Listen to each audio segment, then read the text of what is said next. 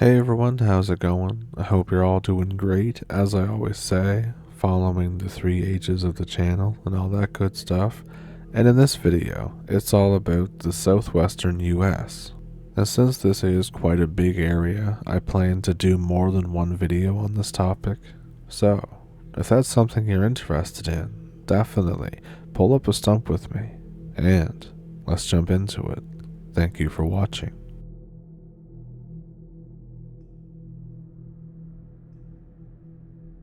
In 2019, I was living alone in a small apartment. This used to be the attic of a really old house. In my bedroom/living room, there was a window. It was one of those old style slanted ones that was kind of deep into the wall.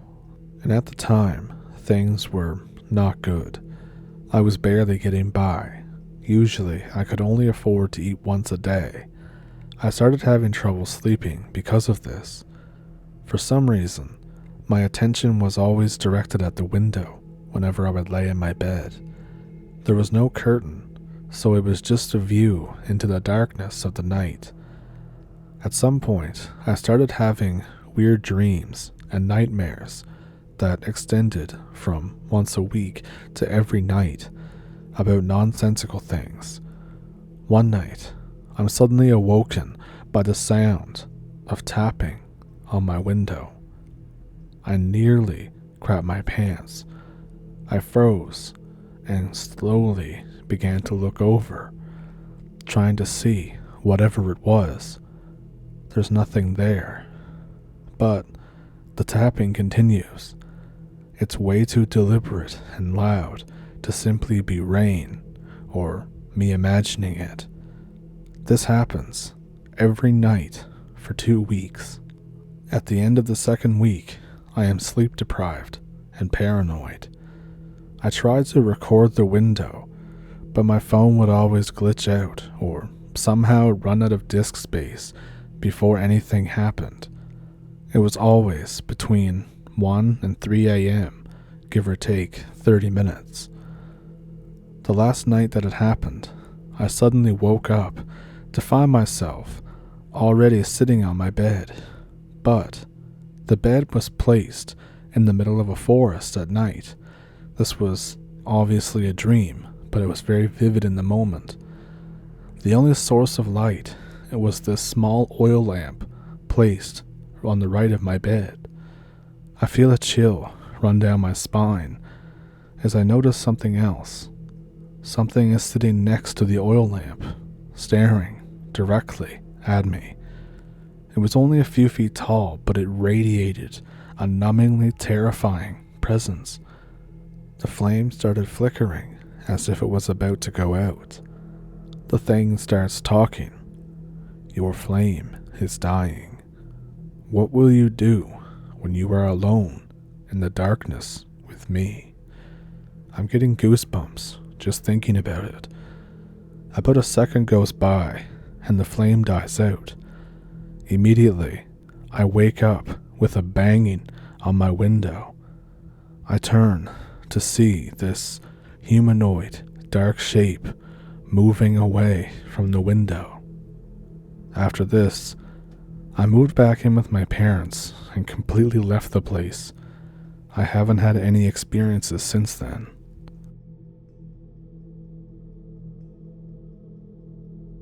In November of 2018, in northern Utah, my old boss had something happen. So for some background, my old boss was this rich old guy who would travel to canned hunts in the western US. This time, he went to northwestern Utah for an actual bighorn hunt without fences. And this was pretty much the only thing that he actually liked to track before shooting it. So he goes with all of his country club boomer friends. Essentially what they do is they rent a luxury cabin, call it camping, and then just tell each other their dumb hunting stories for a week. So while they're out there, for the first 3 days, they don't even see a single sheep. There's not even any wildlife at all. And they spend these 3 days, like I said, just recounting old hunting stories to each other of sometimes varying validity. On the fourth day, the sun rises. They wake up to dead silence. Not even the usual bird noises are present anymore. Everyone's a little unnerved now.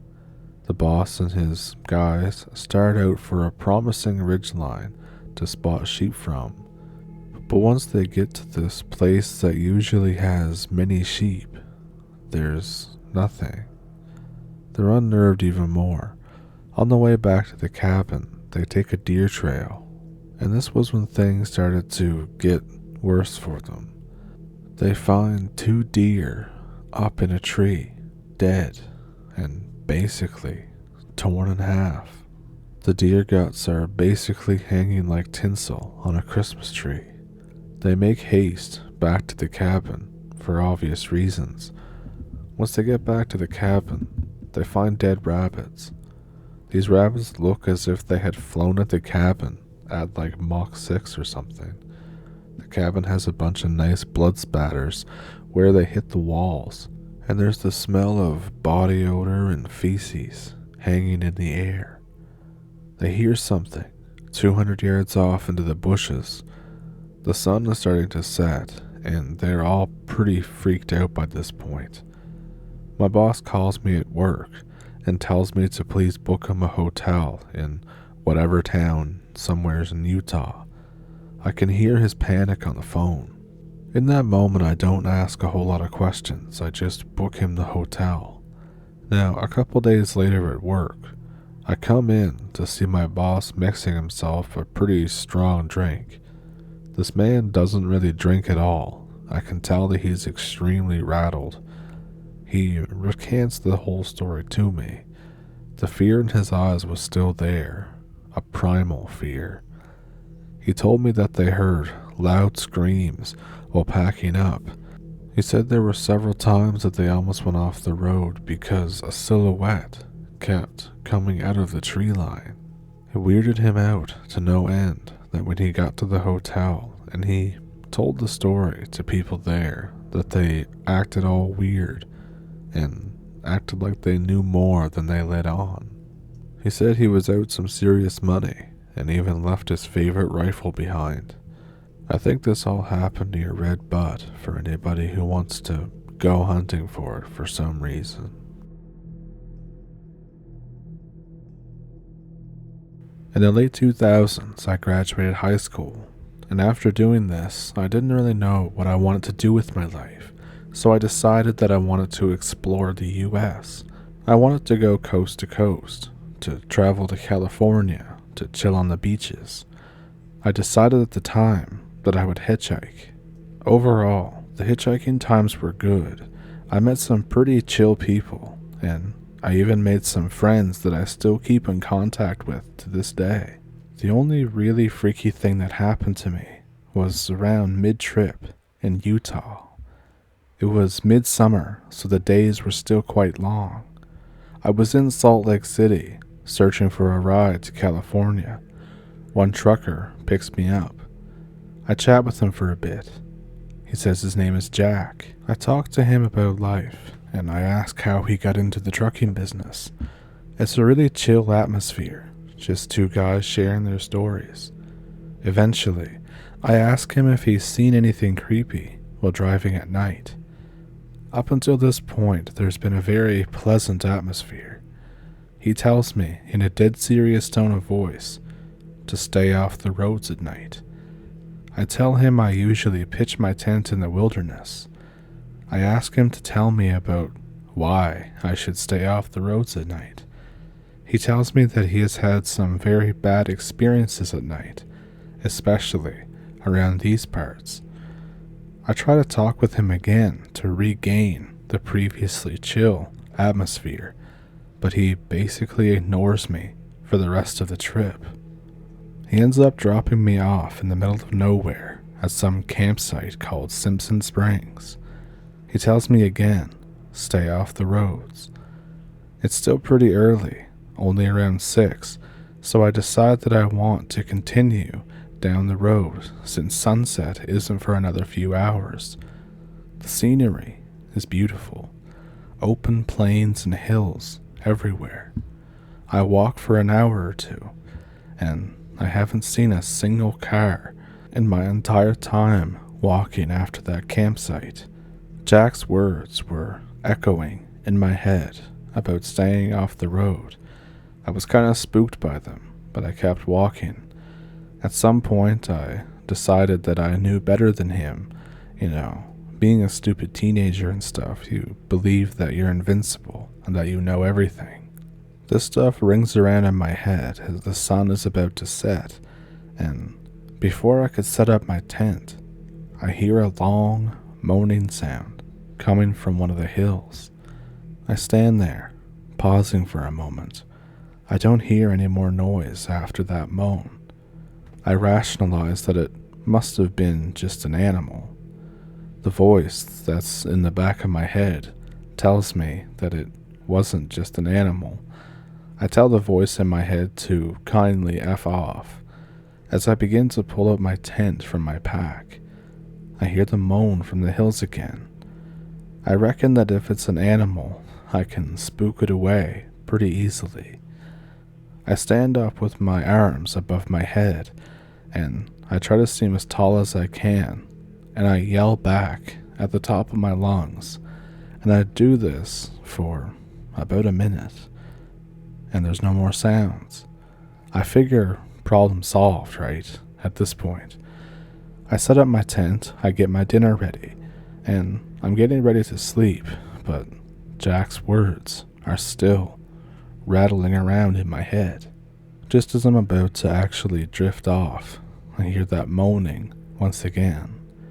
At this point, the sun has set, but I decide to investigate the area where the sound is coming from. I grab my flashlight from my bag. I walk toward the hills. I'm searching for a few minutes. I don't really find much of anything. I hear it again, right in front of me, so I carefully walk over to look where the noise is coming from. I find a dead animal. It's mangled, and the blood is still wet and fresh. Its body is completely torn, and it's ripped to shreds. There's fur everywhere. I kind of think that it may have been a deer at some point. And then, as I'm investigating this, I hear something running in the bushes near me. I think, oh crap. I begin to sprint back to my tent, but I only make it about 100 feet from this animal when I hear that awful moan again, coupled with a scream. I swear it was like the sound of an animal, but the cadence of a human. I check over my shoulder, and I see what looks like a person on all fours, covered in some kind of fur, raggedy fur. The more I look at them, the less human they look. I realize it's more like a wolf kind of human. It's really weird. The general face of a wolf with the snout protruding, but its body is more human, with the arms and legs, as they are disproportionately longer than humans, and there's what looks to be human hands almost, covered in fur. It goes over to the corpse and sniffs around it, and then looks directly at me. I can't move. I can only stare at this creature.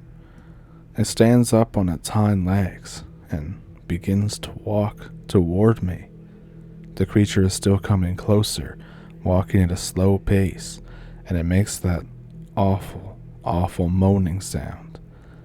Not a second goes by, and all of a sudden I hear more of these sickly human-animal hybrid screeches.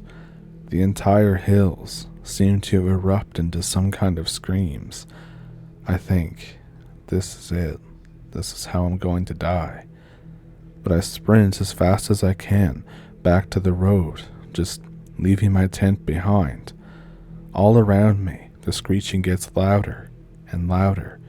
I make it to the road, and I see a pickup truck's headlights down the road. I know that if I'm going to live, I need to get in that truck. The screaming is still getting louder as I start running toward the truck. I run the fastest I ever have in my life, wildly waving my flashlight around. Thank God the truck sees me and slows down as I open the door to jump in. It's Jack. He floors it. The whole valley is still echoing with this god-awful screeching. A couple of the creatures pour out onto the road. I am terrified. I have no other word to describe it. I can hear the engine revving as the truck finally begins to pick up a good pace, and we escape them. Eventually the screaming gets distant and quieter. Jack doesn't say much of anything for the longest time. After what felt like forever, he tells me again that I really should have stayed off the roads. I ask him what the hell those things were. He says that he doesn't really know, that they've kind of always been there. They've been around since before his great-grandparents lived here. There's silence again for a bit. I would not be able to sleep if I tried. We roll up eventually in a town called Delta. He pulls up in front of some motel. Before I leave, I ask him how he knew where to find me. He tells me that he went back to where he dropped me off.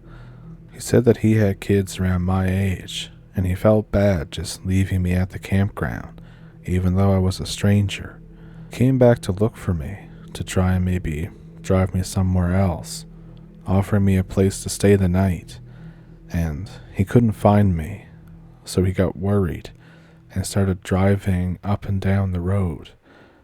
I thank him profusely for this, for coming back for me, because most people would have just left me there and not given it a second thought. He tells me how lucky I am and to appreciate it. I thank him even more, and he drives off. I get a room at the motel, and I lay awake for hours, but I eventually do fall asleep. The next day I wake up and think how screwed up this whole situation is, how I could have died had it not been for Jack. The whole thing just felt like a distant dream now. I stayed in Delta for a few more days. I bought a new tent and gear, and I eventually did make it to California. I did chill on the beaches, and I obviously know better now.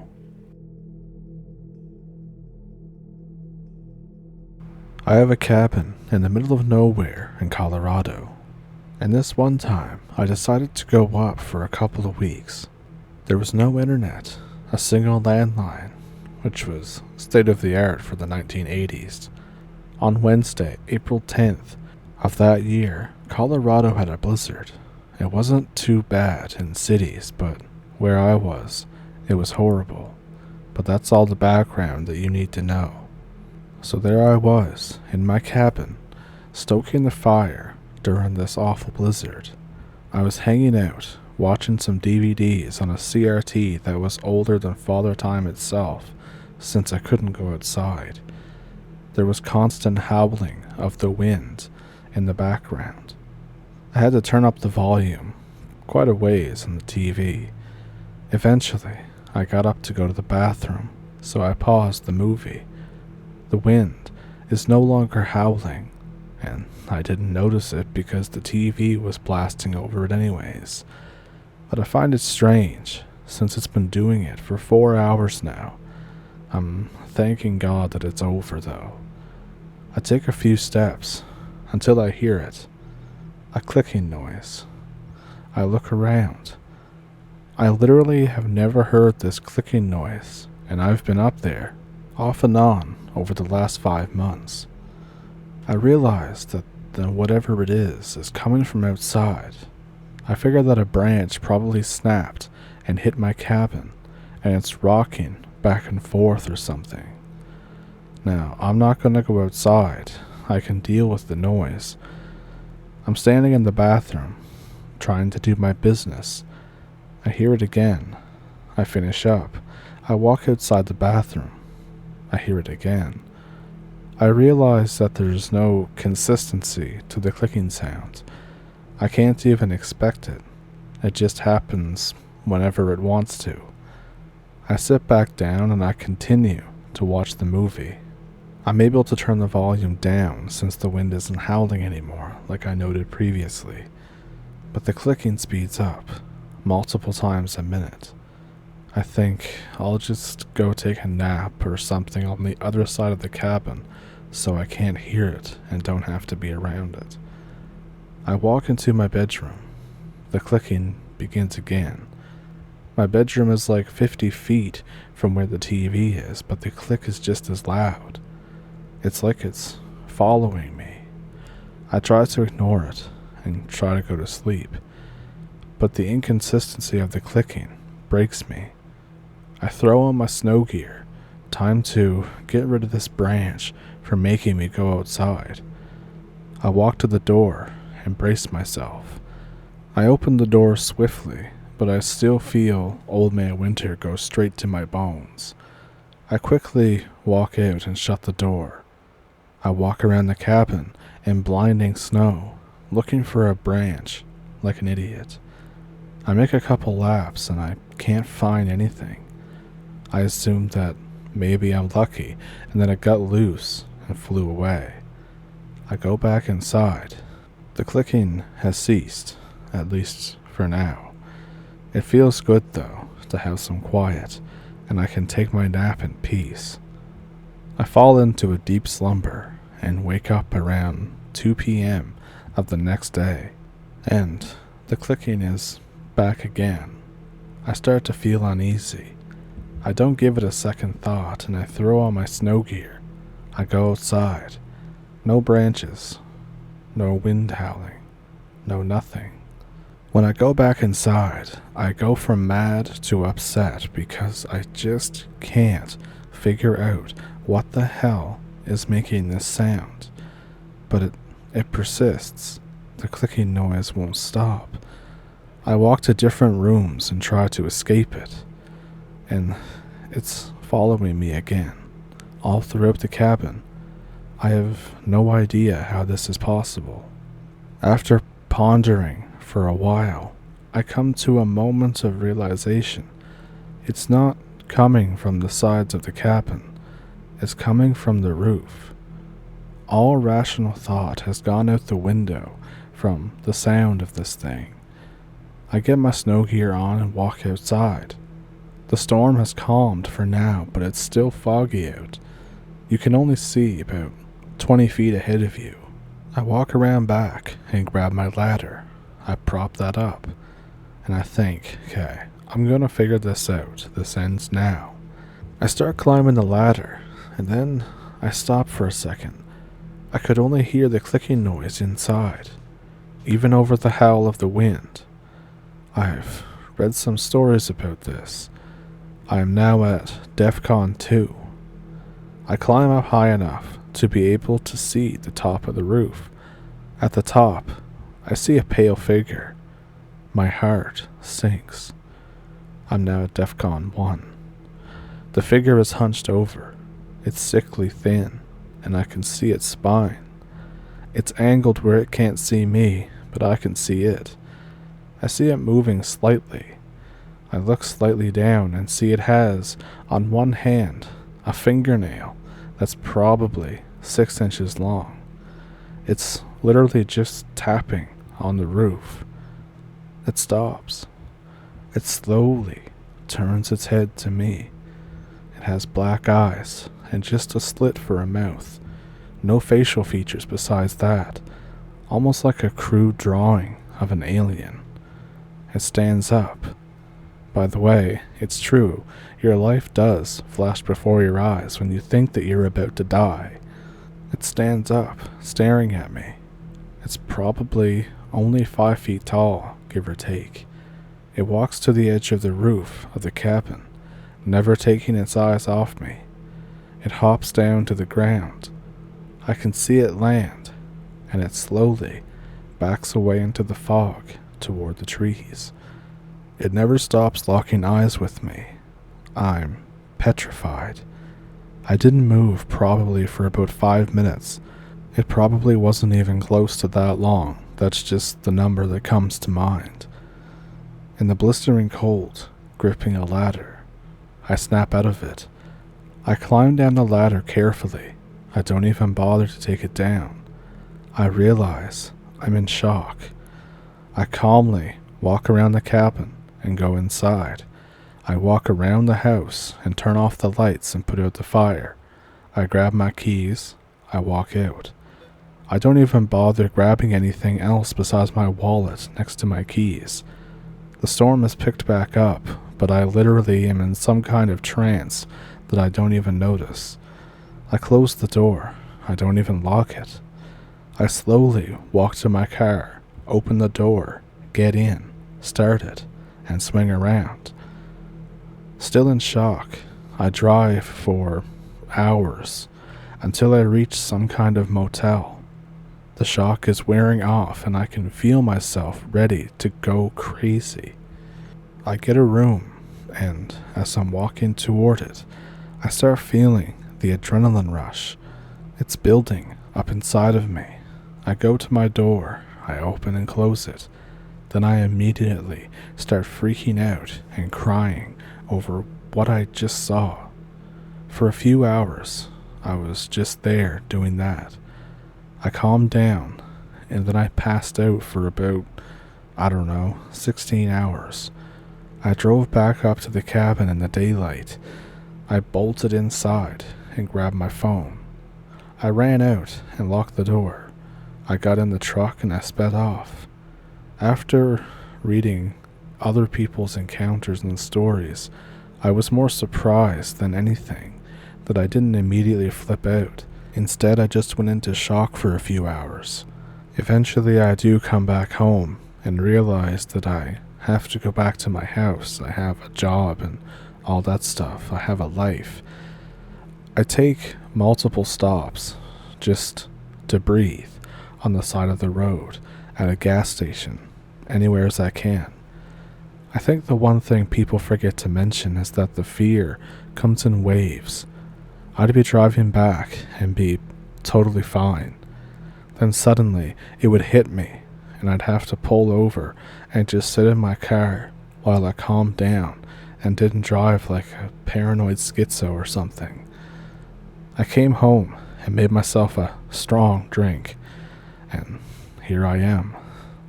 I don't know what else I'm going to do with the cabin. I don't really care right now.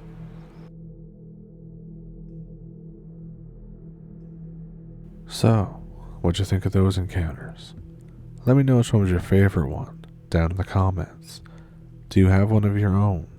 I have an email in the description below that you can send them to if you want to, and I'll try to get back to you. Also in the description is a PayPal and a Patreon if you would like to support the channel that way.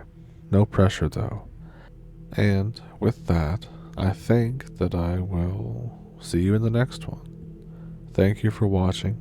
Thank you for pulling up a stump. And if you're new to the channel, then I'll put a couple of videos up here now that you might be interested in. And yeah, I'll see you in the next one. Thanks for watching.